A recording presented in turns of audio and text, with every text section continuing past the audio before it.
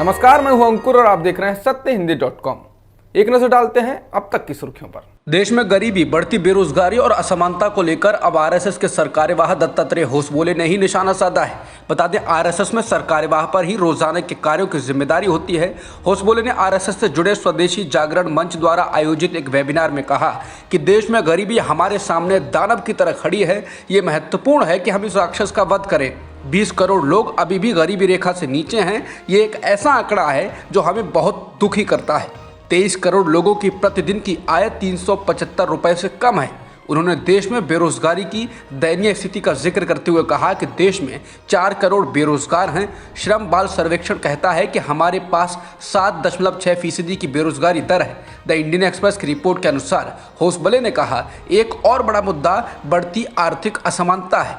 बता दें, उनका यह बयान ऐसे समय आया है जब कांग्रेस नेता राहुल गांधी भारत जोड़ो यात्रा पर हैं। राहुल बेरोजगारी, महंगाई और आर्थिक असमानता के मुद्दों को उठाते रहे हैं। आरएसएस के सरकार्यवाह दत्तात्रेय होसबले ने कहा कि एक आंकड़ा कहता है कि भारत दुनिया की शीर्ष 6 अर्थव्यवस्थाओं में से एक है, लेकिन क्या ये अच्छी स्थिति है? भारत की शीर्ष 1% आबादी के पास देश की आय का 5वां हिस्सा है, यानी 20% है। साथ ही देश की 50% आबादी के पास देश की आय का केवल 13% है। होसबले ने कहा कि देश के एक बड़े हिस्से में अभी भी स्वच्छ पानी और पौष्टिक भोजन नहीं है। नागरिक संघर्ष और शिक्षा का खराब स्तर भी गरीबी का एक कारण है। इसलिए एक नई शिक्षा नीति की शुरुआत की गई है। यहाँ तक कि जलवायु परिवर्तन भी गरीबी का एक कारण है और कई जगहों पर सरकार की अक्षमता गरीबी का कारण है। होसबले के अनुसार ये विचार कि केवल शहरी क्षेत्रों में ही रोजगार होगा, इससे गांव खाली हो गए हैं और शहरी जीवन नरक बन गया है। उन्होंने ये भी कहा कि हमें केवल अखिल भारतीय स्तर की योजनाओं की ही नहीं, बल्कि स्थानीय योजनाओं की भी जरूरत है। कांग्रेस अध्यक्ष सोनिया गांधी पार्टी के द्वारा निकाली जा रही भारत जोड़ो यात्रा में शामिल होने के लिए सोमवार को कर्नाटक पहुंचेंगी। वो 6 अक्टूबर को कांग्रेस नेताओं और कार्यकर्ताओं के साथ इस यात्रा में शामिल होंगी। बता दें, भारत जोड़ो यात्रा केरल और तमिलनाडु में कई जगहों का सफर तय करते हुए अब कर्नाटक में चल रही है। सोमवार को यह यात्रा मैसूर से शुरू हुई। कांग्रेस ने कहा कि यात्रा में शामिल लोगों का उत्साह अद्भुत है और तमिलनाडु और केरल के लोगों का यात्रा को जोरदार सहयोग मिला है।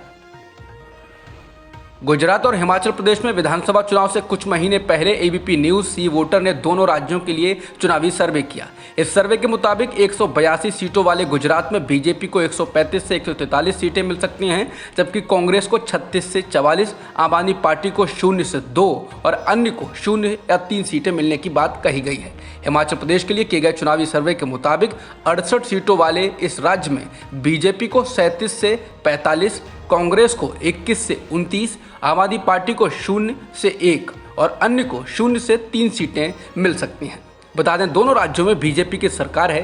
हिमाचल प्रदेश में बीजेपी और कांग्रेस पिछले कई सालों से बारी बारी से सत्ता में आते रहे हैं, जबकि गुजरात में पिछले 27 साल से बीजेपी सत्ता में है। ऑल इंडिया हिंदू महासभा की ओर से कोलकाता में लगाए गए दुर्गा पूजा के पंडाल में राष्ट्रपिता महात्मा गांधी को असुर यानी राक्षस के रूप में दिखाए जाने का आरोप है। इसे लेकर विवाद बढ़ने के बाद आयोजकों ने कहा कि ऐसा होना सिर्फ एक संयोग है, लेकिन उन्होंने ये भी कहा कि आज़ादी के आंदोलन में महात्मा गांधी की भूमिका की आलोचना की जानी चाहिए। इस मामले में राज्य में सरकार चला रही तृणमूल कांग्रेस और विपक्षी दलों भारतीय जनता पार्टी, सीपीएम और कांग्रेस ने अपनी प्रतिक्रिया दी। बता दें, हिंदू महासभा कई बार महात्मा गांधी के हत्यारे नाथूराम गोडसे की पूजा करने, उसका मंदिर बनवाने को लेकर चर्चा में रही है। द इंडियन एक्सप्रेस के मुताबिक इस बारे में जब ऑल इंडिया हिंदू महासभा की पश्चिम बंगाल इकाई के कार्यकारी अध्यक्ष चंद्रचूड़ गोस्वामी से संपर्क किया गया तो उन्होंने कहा कि कोई ऐसा शख्स जिसके सिर पर बाल ना हो और जिसने चश्मा पहना हो, यह जरूरी नहीं कि वो महात्मा गांधी ही हो।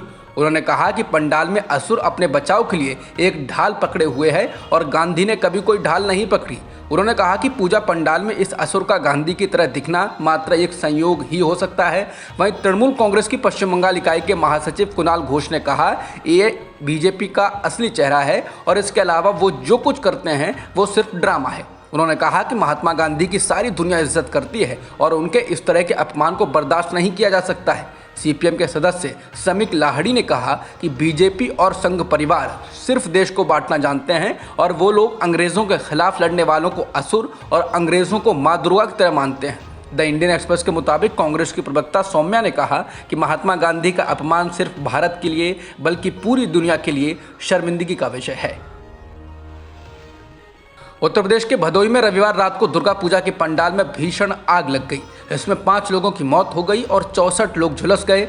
मरने वालों में 10 साल का एक बच्चा भी शामिल है। झुलसे हुए लोगों को अस्पतालों में भर्ती कराया गया है। ये आग रात को 9 बजे उस वक्त लगी जब पूजा पंडाल में आरती हो रही थी। पुलिस का कहना है कि आग लगने की वजह शॉर्ट सर्किट का होना है। इस बारे में पुलिस ने औराई पुलिस थाने में FIR भी दर्ज कर ली है। उत्तर प्रदेश के मुख्यमंत्री योगी आदित्यनाथ ने जिला प्रशासन के अफसरों को निर्देश दिए हैं कि वो हादसे में घायल हुए लोगों का बेहतर इलाज कराएं।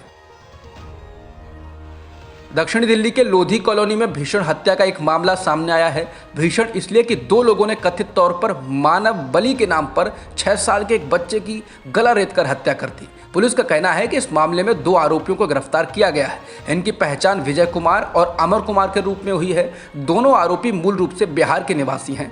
उन्होंने बताया कि वारदात को अंजाम देने के समय आरोपी नशे में थे। द हिंदू की एक रिपोर्ट के अनुसार आरोपियों ने पुलिस को बताया है कि वो गांजे के नशे में थे जब उन्हें भगवान शिव ने कहा कि अगर वे अमीर बनना चाहते हैं तो बच्चे की बलि दें। ईरान से चीन की ओर जा रहे यात्री विमान में बम की खबर मिलने से हड़कंप मच गया। रिपोर्ट्स हैं कि भारतीय हवाई क्षेत्र से उड़ान के वक्त बम का पता चला। बताया जा रहा है कि विमान के पायलट ने दिल्ली ATC से मदद मांगी। सूचना मिलने पर इंडियन एयरफोर्स के एक फाइटर जेट को भेजा गया। ये जेट ईरानी विमान से सुरक्षित दूरी पर था, जिसके बाद विमान को जयपुर और फिर चंडीगढ़ में उतरने का विकल्प दिया गया था। हालांकि पायलट ने दोनों में से किसी भी एक भी हवाई अड्डे पर जाने के लिए अपनी अनिच्छा जताई और फिर वो सीधे चीन की तरफ बढ़ गया। कई बार परमाणु हथियारों के इस्तेमाल की धमकी दे चुके रूस के राष्ट्रपति व्लादिमीर पुतिन को नेटो के महासचिव जेंस स्टोल्टेनबर्ग ने गंभीर परिणाम भुगतने की चेतावनी दी। उन्होंने कहा कि परमाणु हथियारों को लेकर हो रही बयानबाजी खतरनाक है और ये बड़ी लापरवाही है और किसी भी तरह के परमाणु हथियारों का इस्तेमाल यूक्रेन युद्ध के तरीकों को बदल सकता है। उन्होंने कहा कि परमाणु युद्ध कभी ना तो लड़ा जाना चाहिए और ना ही जीता जा सकता है। ये संदेश स्पष्ट रूप से नेटो और उसके सहयोगी रूस को देना चाहते हैं। अब तक की खबरों में इतना ही। बाकी खबरों के लिए बने रहिए सत्यहिंदी.com के साथ।